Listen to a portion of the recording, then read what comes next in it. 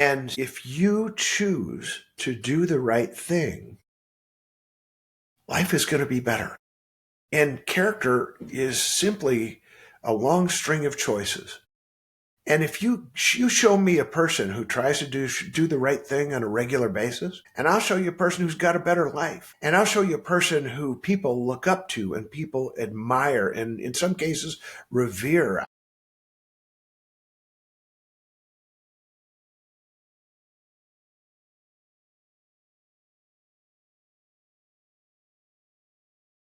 Hello again, and welcome to another episode of Stories from Real Life. I'm your host, Melvin E. Edwards. Thanks for joining me for the podcast where personal stories can have a global impact. Our guest today is host of the Grampian podcast. It's the Grampian himself, Jim Tracy. Hello, Jim, and welcome to the show. Hey, Melvin, thanks for asking me on. What an honor it is to be on your podcast. I really appreciate it. Well, thank you for being here. Thank you for saying that. So let's start by talking about your family. You've been married almost 5 decades. You have 5 children, and 16 grandchildren. So we're going to start out with a test. Can you name each of your grandkids in order of their birth? Oh, yeah. But there's 2 new ones, so it's going to be 16 shortly. But there's Gus, Colby, Wes, and Brock. And then Landon, Addison, Jalea. So they all go by nicknames, so I'm having trouble. And then we've got, after Jalea is Paisley and Knox and Rayleigh, Ren, Holly, and now coming up Remy, and I don't know the other one that's in the womb yet. I forgot the name because it's a little different for me. So forgive me. Okay. Well, that's close. I'll say you can continue being the Grampian since you know your grandkids' names. Do I get a pass? I'll give you a pass. So tell me how the name Grampian came about. I believe one of your grandkids gave you that name. It was so cool. We were sitting at a lake cabin and I was playing cribbage. I teach my grandkids to play math with cribbage, or to learn math by playing cribbage. But there's no mercy. You don't get wins. You don't get. There's no gimmies. And I beat Wesley pretty good. And Wesley is an intensely competitive young man. And he stood up and he's pretty frustrated. And he said, "You're not a grandpa." And I'm like, "Oh no, what?" And he says, "And you're not a champion." And I was kind of like, "Okay, whatever, man. I might not be champion, but I beat you." And he got that wry Wesley smile. And he said, "You're the Grampian." And it stuck. And it's become a moniker and a badge of honor and a source of pride and all that stuff. Grandpa names are the best. I'm a grandfather too. And my grandfather name started out being Cool Papa Mel. You know, cool Papa Bell from the Negro Leagues, and it's just shortened. They eventually shortened it to Papa Mel, and that's what my grandkids. Mm-hmm. Papa Mel. All right. So that being a grandpa is the best. I'm sure. And my father-in-law was Grandpa Mel, so we're both in good company. Yes, that's awesome. All right, so why did you start flying airplanes, and then why did you advance to jets? Wow. When we started our business, I got a chance to go back to South Dakota to visit my dad, and I pointed up in the sky. There was a little, 172 Cessna up there, and I just kind of asked my dad, "When was the last time you were up in one of those?"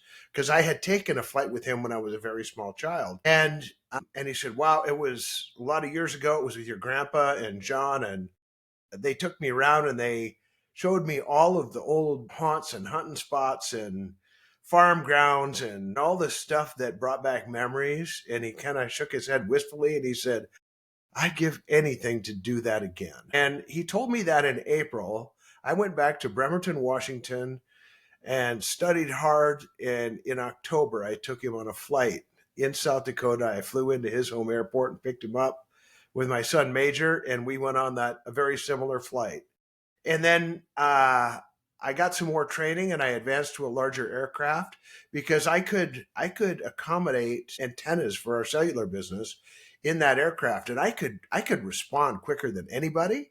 So we had a branch in Eastern Washington and in Western Washington, and we just out-serviced everybody. And it's not the kind of thing where it's ever going to pay for itself, but But boy, do customers remember your name when you bail them out, even they don't even know you used an airplane. And then we started a branch in Boise, and I was flying from. We had a branch near Bozeman, Montana, in a little town called Three Forks.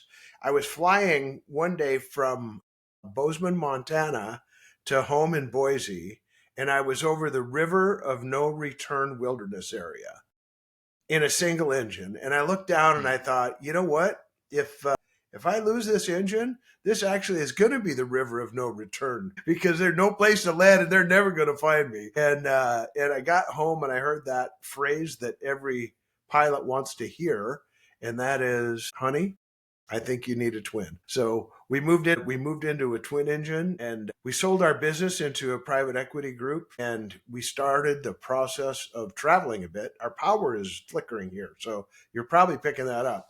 I had to be in Spokane and Seattle and Bozeman and Denver and New Braunfels, Texas, like once a month from Boise. And so it was right when our friends at the Department of Health called COVID a gig. And so I just didn't want to do TSA. So we moved into a jet and haven't looked back since, and having a Wow, ball. Yeah. that's awesome. And you mentioned New Braunfels, Texas. I live 10 miles from New Braunfels. Yeah. I saw that in Austin, man. So you got a lovely little airport there in New Braunfels. I got some great friends down there. Okay. Yeah, New Braunfels is a great place. Anybody who likes German culture, Yeah. actually, it's big enough now that it's outgrown its original heritage, German heritage, but it still has a lot of roots. And it's a fun place. I recommend Yeah. people coming to visit New Braunfels. So you Right started on. your business in your garage, like a lot of high tech corporations used to do back in the 70s. How did you grow your company? We started with just two of us and we learned along the way. I mean, I do some seminars now and I call it training by trauma. And when you learn to do the right thing and just keep repeating that, it kind of is a self fulfilling prophecy. We always try to set the bar a little higher than all of our competitors, but a little higher than our own bar. So our folks who worked with us, and we didn't really have employees. We just kind of, it was long before associates was a popular term, but we had friends and brothers and comrades in arms that we worked with in a high risk business, and we just set the bar a little higher every time, and every time we hit that bar we'd nudge it up a little again. And so if you can just be better, faster, stronger, higher quality, safer, and do it on a regular basis, people are going to come and they're going to buy stuff from you. And that's what I found out. And then add quality people. It's so important. I've watched people in this hiring cycle where they just continue to hire people and recycle people, and they never take the time to grow their own. And I am so proud in the business that my son and I founded that most of the people who've been there for a long time are actually running the business, and they're 20 plus years in the same business, but not in the same role. Have some guys start out at in the cellular tower business or the communications tower business. We say you start at the top because you start climbing and you work your way down, as opposed to working your way up the ladder. All of our guys that started with us have worked their way down the tower into positions of, well, president and vice president. Wow, that's impressive. So are you satisfied with where your company is now? Do you see other areas of? My role changed so much when we moved into private equity into that model and merged it with other companies. I have now I'm still in an equity position there, but I'm no longer a part of any active day-to-day management. Sometimes they call me when they need a little advice, but I'm on the speaking circuit and I'm writing and I'm enjoying helping people be what they want to be, and by trying to influence them anyway. All right, and you have deep roots in nonprofit charitable enterprises. Do you Mm. consider giving back to be an important part of the free market? Wow.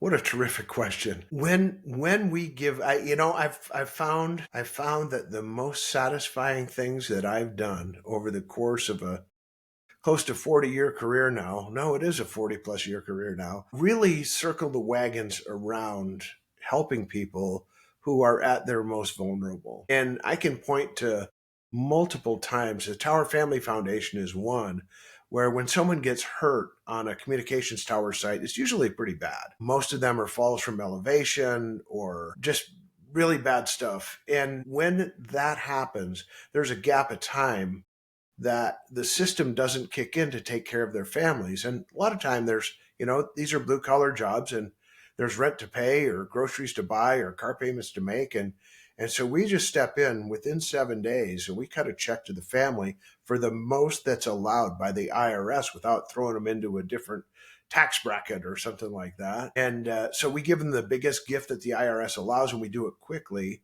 And we don't make a big deal of it. We just do the right thing. And there's lots of stories like that where we focus in the nonprofits that I have been a part of on the dignity of the people involved. Another one that I'm really proud of is called TATE. It's the Telecommunications Against Trafficking and Exploitation.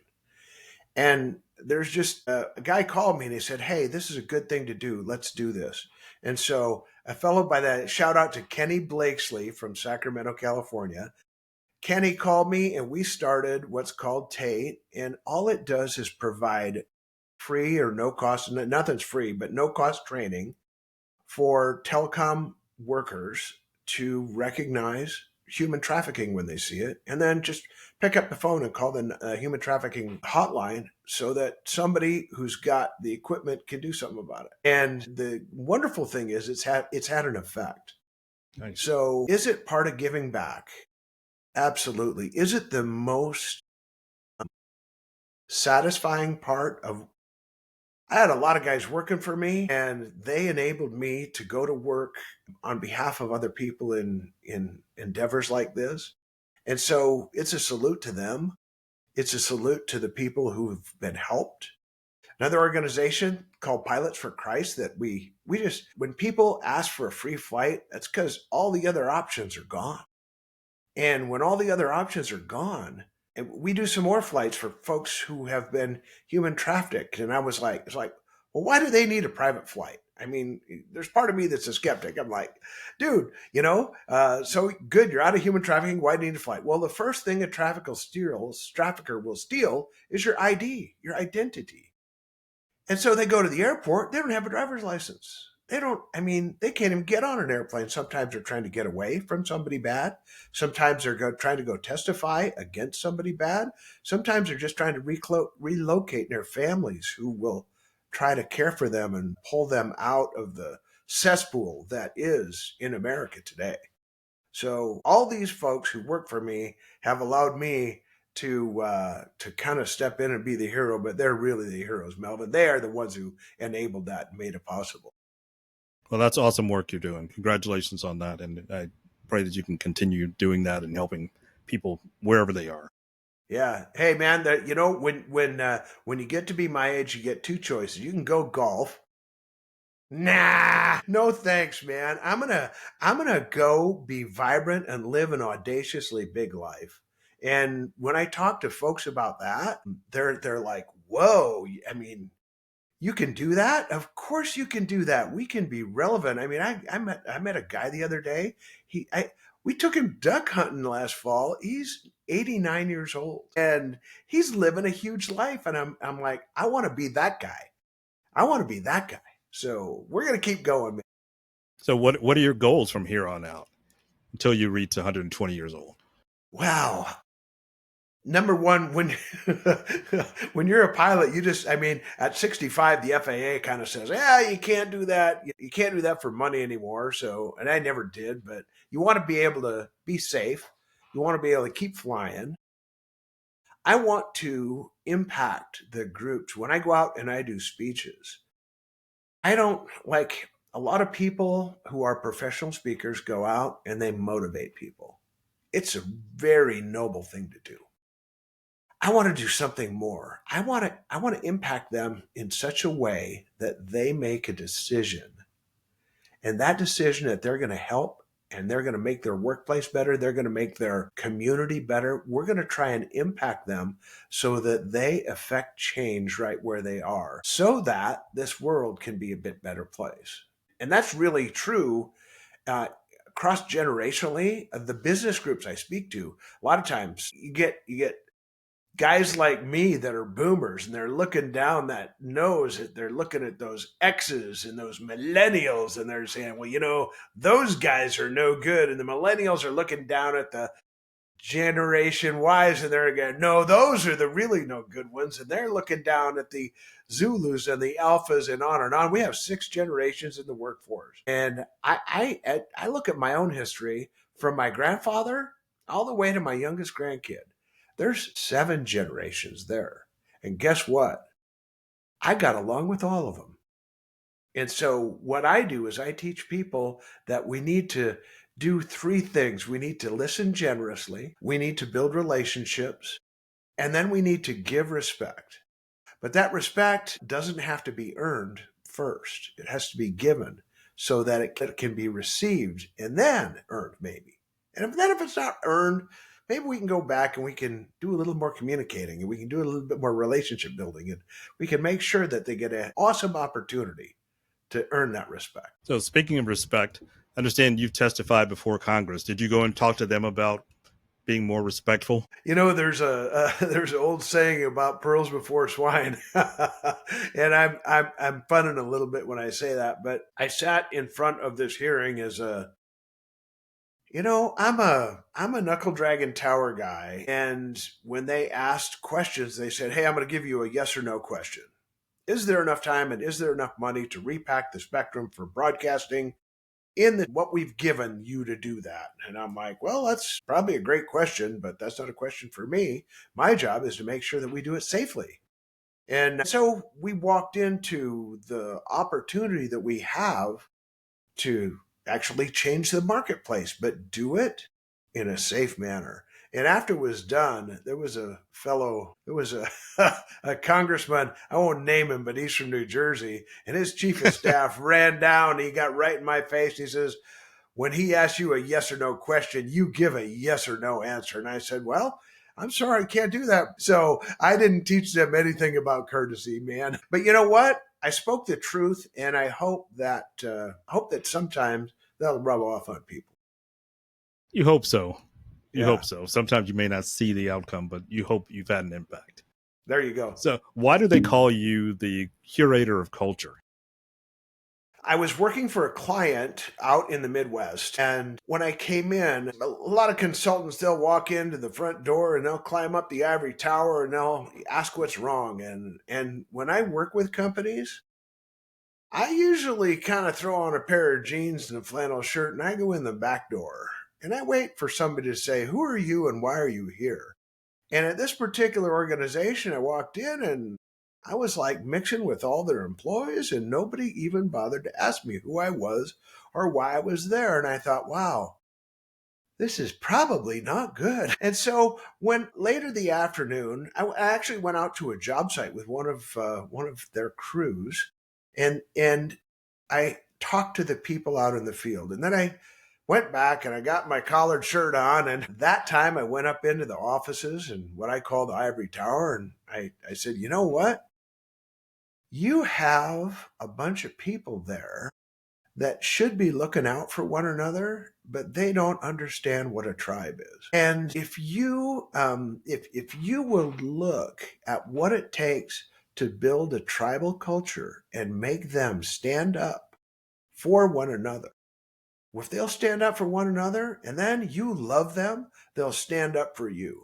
And within a matter of weeks, we had flipped that company around from not having a tribal culture to convincing the CEO, owner, and president, which was a family business, that when they love their people, here's what it looks like. And then we came alongside them.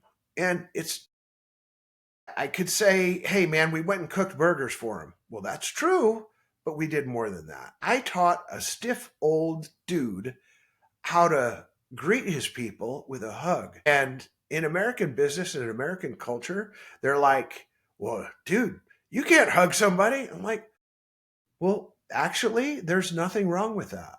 And given in the right context, if I walk in any of my old shops, you're going to see guys that are and they walk up and they're like, Jim, how are you? And they throw their arms around me, and some of them lift me clean off the ground, and I'm a tote to lift. But what we do, and the reason that name, the Curator of Culture, came is they said, man, you turned this around in such a short time. I'm like, no, I did not. You did. And I couldn't do it. You had to do it. And he said, well, you're the curator of culture. And he said this in front of his people. And at first I was like, oh, curator, that's like a dead museum guy or something. And then he told me, he said, no, curator is the Latin and it means to care for. And so you are that. He said, you are the dude who cares for culture, the curator of culture. And so it's kind of one of those things. It's like the Grampian. When he first said it, I was like, I'm not sure I like that. But after he said it and after he defined it, I was like, man, you can't get a better gift than someone who gives you a name that you're proud of. Kind of like, if your dad or your grandpa hands down the legacy of a name that you can be proud of, it's a big deal. The Grampian, the Curator of Culture. You got two right there. That's a nameplate, a thick nameplate right there for your desk. Well, I just use one for family and one for business. How's that sound? Okay, that sounds great. All right. So companies, a lot of interviews, they're asking people these days about ambiguity and how they function within that type of situation. And you use the word uncertainty. So how do you, or why do you encourage people to embrace uncertainty? Well, Melvin, I look at the body politic today, and it's probably a little more certain than it was a while ago, but it's really uncertain. Let me just say, if tariffs continue the way they are, well, we won't know what's going to happen. If elections keep going the way they go, we're not going to know what's going to happen. If interest rates change, well, wait, they're going to. If the Fed decides, well, they're going to too. Everything around us is uncertain. So if we learn the Marines do a really good job. The plan is perfect until the first bullet flies. Or as Mike Tyson said, every fight plan is perfect till somebody gets hit in the face. Hey, we're always in a fight in business. It's a capitalistic society. And what we have to do is make sure that we're ready for the change. So if you freak out every time change happens, well, then you're just freaking out all the time. So why don't you look forward and say, if this happens, then I will. Or if this doesn't happen, then I will. And prepare your people to say, you know what, we're going to be adaptable, we're going to be flexible. And when change comes, and it will come, we are going to overcome it. And we're going to overcome it through a superior strategy because we need to know where we're going. You don't know your destination, it's going to be hard to find a path there. So if you know where you're going, hey man, we can take a different road, a different bridge. We can take a different mode. Sometimes you take a truck, sometimes you take a rail, sometimes you take an airplane, but we're going to the destination. And you focus on a strategic destination, and then, hey, doesn't matter what comes up. You're going to get your people there. Get them on board. Okay. So why did you feel there was a need for a book about building men? Whoa. Number one, the older I get, the more I'm learning to be grateful. And one of the things that I'm the most grateful for is found in that book. Every chapter focuses on a singular character trait. Leadership is one. I learned that from someone, and I learned it because someone invested in me, and they invested in me when they probably didn't have the time. They probably were a little short on energy, but they looked at me and they thought, wow, this loser needs some help. And so I look across generations, and I start with my grandpa and I go all the way down to one of the last chapters is about courage. And it's my son Major, who served on an overseas deployment, and he showed me what courage really looks like.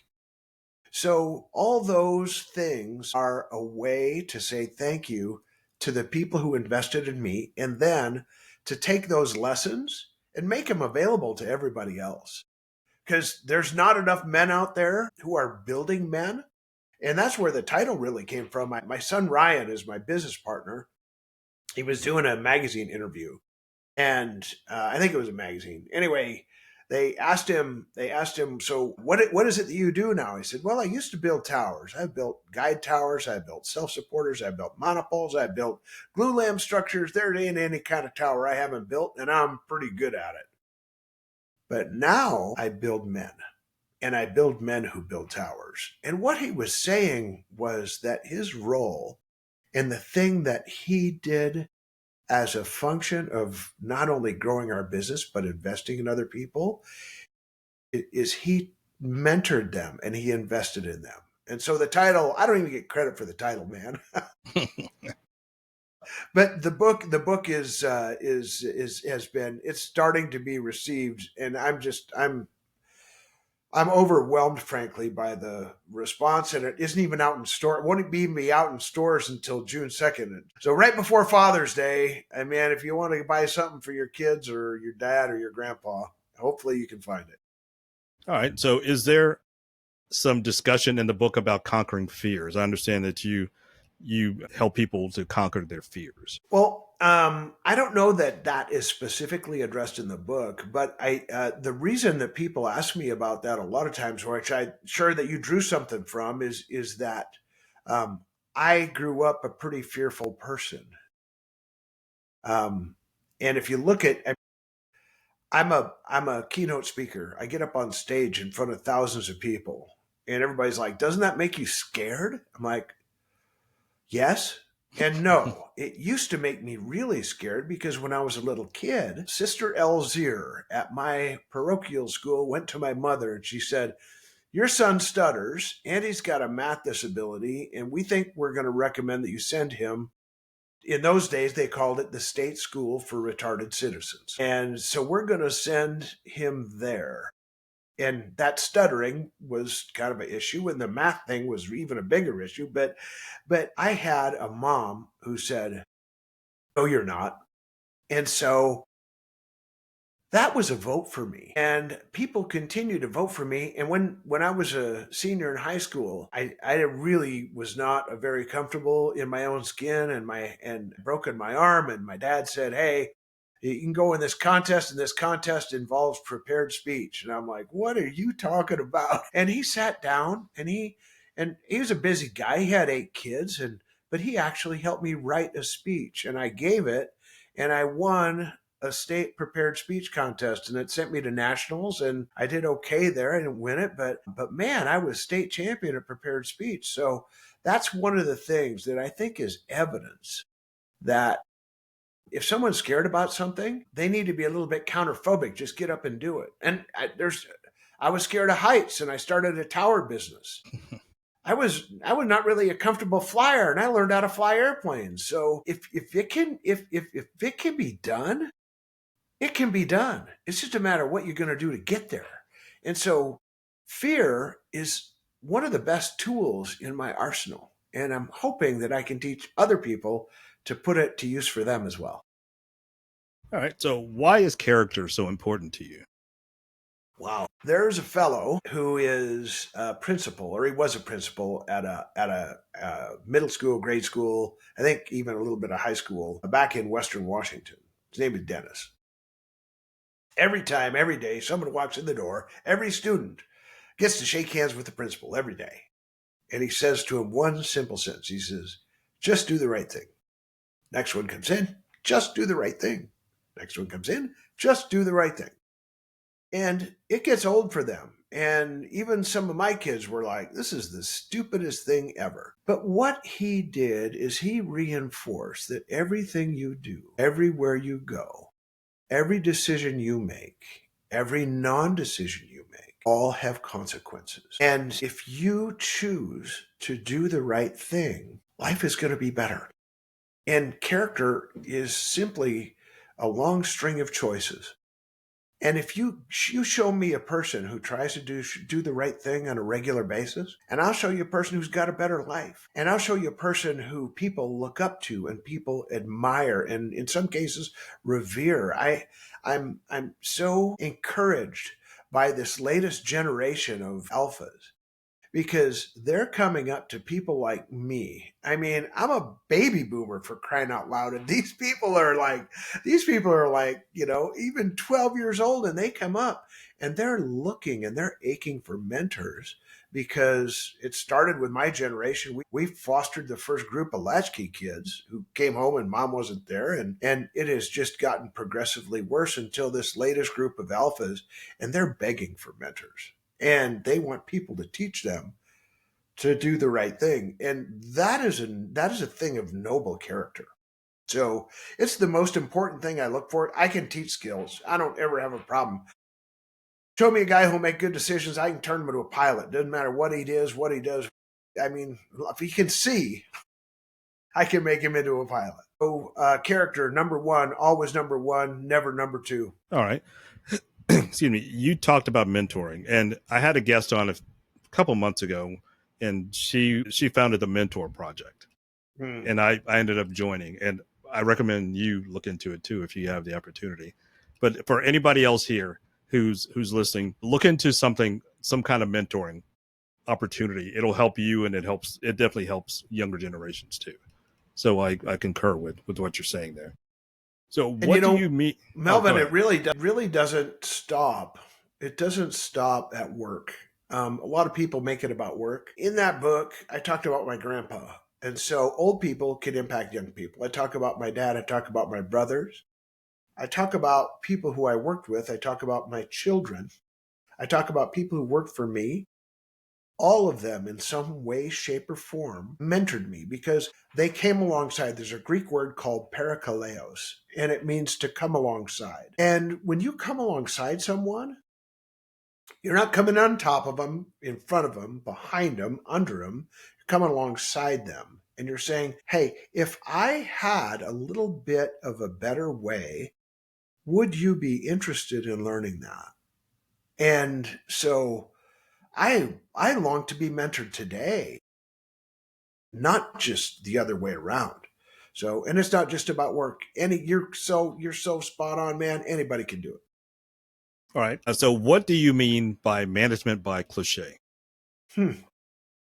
So my business partner, Eric Chase, came up with a saying. He said, we just do management by cliché. And I looked around and I saw all these cliches that had come to us that they were proven proverbs in business that were always true, really without regard to circumstance or industry.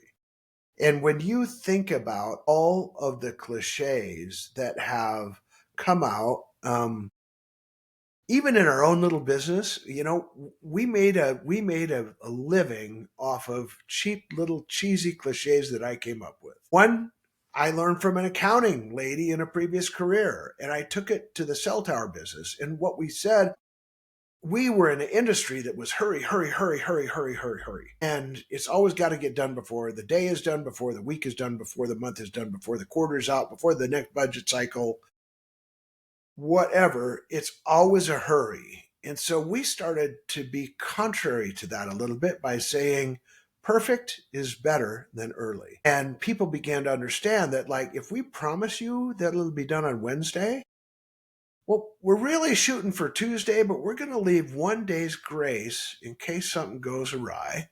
And we're going to make sure that it's really ready and that we've cleaned everything up and everything. So perfect is better than early became really a mantra of our company that exists 24 years later. And it has served not only us, but the 180 people or however many there are who still work there, as well as the other 600 that work in the rest of the business. Because all that, when you get a good mantra, man, it carries over time and it outlives you. So I'm pretty thrilled with that. And we've got a book coming out. It'll come out, I think, in September, called Management by Cliché. And I'm really proud of it, but it was really easy to write because we lived it for 30 years. Yeah, that sounds interesting too. So you talked about speaking in front of groups. Do you speak to them about things like cliches and being a Grampian and all the other things that you've lived by over the years? Yeah. So here's what I found in speaking. I'm not your traditional rah rah. I mean, I got a lot of energy. And when I get on stage, I get pretty juiced. I get pretty jacked. But the reason I do is I have taken a lot of time and I have studied the audience. And so, say you work for an association and you hire me to come in and I just did a little talk for an association and they asked me to come in. I absolutely had no idea what their business was. So I went and I found out. And then and here again, I went in the back door and I talked to their people and I'm like, so what challenges are there in your business? And 85% of business is all the same. Doesn't matter what industry you're in. And what I found is they got problems with people and process and product. And I'm stealing from one of those fellas on TV, but you can narrow those down. And people problems generally go right to the top. You can't have a great organization unless you have people who love people who work for them, who work under them, who work for them, who work with them. And then I found out in this particular instance that it was, as you do a little deeper dive, it was generally true that people were not trusted. Well, Melvin, if I came to you and I said, I really like your podcast. You're doing a bang up job. And here's the 10 things that I'm going to fix because I don't trust you to do it yourself. What kind of message am I sending? It's like, I know more than you? Well, that's seldom the case. The boots on the ground generally know how to do their job. We need to retrain American leadership to extend respect and to add trust. And when we do that, it changes a lot of dynamics in the workplace. But the big key, I think, goes back to what I said before, is generous listening. I really try to go in and listen. There's a fellow I know by the name of Clint Pulver, and he calls himself the undercover millennial. And you should have him on your podcast. He's awesome. I haven't heard of him, but I'll look him up. He went into a sporting goods store and he said, and he's got his cap on backwards. He's got the blonde hair going and the right clothes and all that. He doesn't look like a Grampian, but he walks in there and he says, "Hey, I got a question. What do you love about your job?" And he interviewed like 1,000 people. And then he took those results to the owner of that store and he said, "You know what?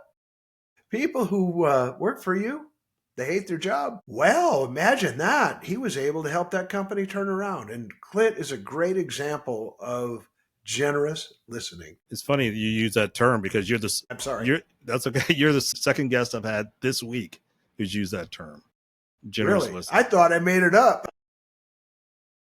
You made it up on different ends of the country because this person is on the East Coast. So right on. So we'll meet in the middle. Either way, it's a good term. It's a good term. I like it. All right, for our last question of the day, what advice do you want to leave with the listeners? Wow, it's so huge. I have learned in business over 40 years, and I'm presuming that this is a question that relates to my tenure. And so I have learned in business that if you just do the right thing at the right time for the right reason, it's going to be all right. And that really focus has to not worry about whether someone's going to get mad at you. If you do the right thing and someone gets mad at you, you're probably working at the wrong place. And so I would just love to take a lot of the fear that's in the American workplace and just strip it away because it's not necessary, especially if you're just trying to do the right thing. And that would be my encouragement. But secondly, if you're getting a little bit longer in the tooth and you're thinking about Social Security, and I mean, I'm on Medicare. I can't complain at all. But you know what?